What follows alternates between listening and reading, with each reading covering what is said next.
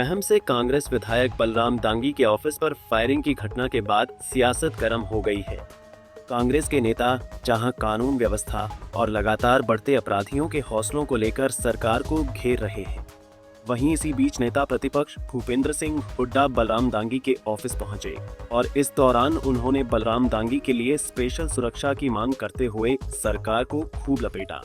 हुड्डा ने कहा कि एक समय था जब हरियाणा की जेलों से क्राइम होते थे, अपराधी जेलों में बैठकर हत्याएं, लूट और फिरौती जैसी घटनाओं को अंजाम देते थे और एक वक्त आज है जब हरियाणा में गैंग बनाकर अपराध हो रहे हैं और इसका सरगना गुजरात की जेल में बैठा हुआ है।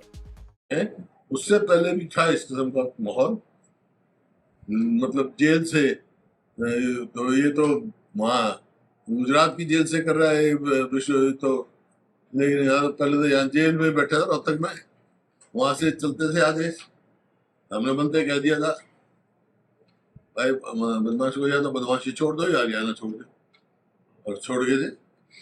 मतलब जमानत भी नहीं कराई अपनी, जब तक वो नहीं होगा। ये पैर में जो गोली मारते हैं सर, है? जो पैर में गोली मार देते हैं, आपका जब टाइम था तो शूट कर देते थे। देखिए मैंने ये कहा कि भाई जो है या तो साफ कह दिया था या तो बदमाशी छोड़ दो या हरियाणा छोड़ दो। लोग छोड़ गए थे। जो पैरों में गोली मारते हैं, देखो ये जो हुआ यहाँ वकवा, जिसकी ठीक होता है उसको मैं ठीक कहता हूँ। यहाँ की पुलिस ने तुरंत कार्रवाई करी। एसपी ने अच्छा काम किया। मेरी बात हो गई थी कल सवेरे, मैं वायदा किया था मैं आज इसको करूँगा, तो ठीक। लेकिन हालात खराब है, एक जगह एक इस जगह से नहीं, और क्योंकि ये प्रोमिनेंट मारा हुआ है और ये वहाँ पे विधानसभा में बहुत अच्छी परफॉर्मेंस थी। बता दें कि बलराम दांगी के ऑफिस पर फायरिंग की घटना के बाद रोहतक पुलिस एक्शन में आई और मुठभेड़ के दौरान पैर में गोली मारकर गैंगस्टर सुमित उर्फ छोटा सेमानिया के गुर्गे अमन को दबोच लिया। पुलिस की इस कार्रवाई पर हुड्डा ने संतुष्टि जताई, लेकिन साथ ही ये भी कहा कि प्रदेश में संगठित अपराध हो रहे हैं जिसमें 50 से 60 गैंग काम रहे हैं। ऐसे में पूरे हरियाणा की हालात बहुत खराब हैं। क्योंकि अपराध चरम सीमा, अपराध दो किस्म के होते हैं। एक अपराध होता है अनऑर्गेनाइज्ड, अनऑर्गेनाइज्ड जो क्राइम होता है, अपराध होता है, वो तो ऐसा होता है भाई भाई में झगड़ा हो गया, टेनेंट और लैंडलॉर्ड में झगड़ा हो गया, मकान मालिक और किराएदार में झगड़ा हो गया, कोई दुर्घटना घट गई, वो तो होते रहते हैं, वो अनऑर्गेनाइज्ड है। लेकिन हरियाणा में आज ऑर्गेनाइज्ड क्राइम हो रहा है। ऑर्गेनाइज्ड क्राइम का मतलब यह है गैंग बन गए और वो देते हैं, बताते हैं भाई हम फिरौती मांगते हैं, जिस तरह यहाँ गोली चलाई और फिर ऑन करते हैं, वीडियो करके अपना फेस दिखाते हैं, फेसबुक पे बताते हैं हमने कहा, हमने मारा, हम ये करेंगे, फिरौतियाँ मांग रहे हैं। तो उस मामले में हरियाणा में कम से कम 50 से 60 गैंग काम कर रहे हैं। जहाँ जो ये फलाने का गुर्गा, अब ये यहाँ पर पता किया हमने, कोई रशिया जेल में बैठा गुर्गे, कोई वहाँ गुजरात में जेल में बैठा, कोई बशडोई, क्या नाम उसका,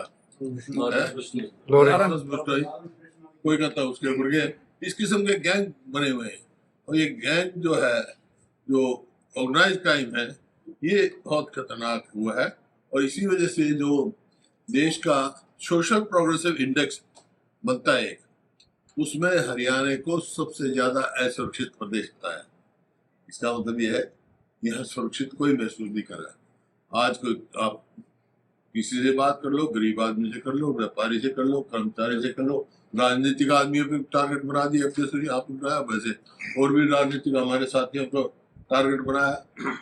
तो ये बड़ी गंभीर मामला है और सरकार को इसको वो तुरंत लेनी चाहिए। और ये जो दांगी साहब को बहुत संघर्ष के परिवार से बहुत जबरदस्त संघर्ष किया इस इलाके ने, तो इनको तो खास तौर पर स्पेशल सिक्योरिटी प्रोवाइड करनी चाहिए ताकि और आदमियों में विश्वास पैदा हो।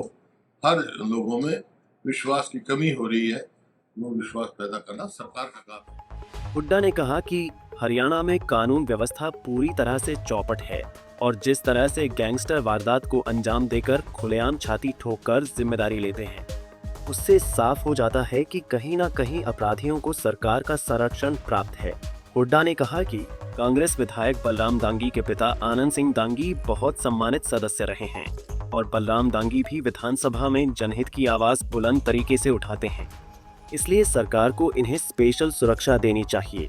महम से कपिल शर्मा, पंजाब केसरी टीवी। हमसे जुड़े रहने के लिए हमारे YouTube चैनल को सब्सक्राइब करें और नई वीडियो की नोटिफिकेशन के लिए बेल आइकॉन को दबाएं। अगर आप ये वीडियो Facebook पर देख रहे हैं तो लाइक जरूर करें और ज्यादा से ज्यादा शेयर करें। धन्यवाद।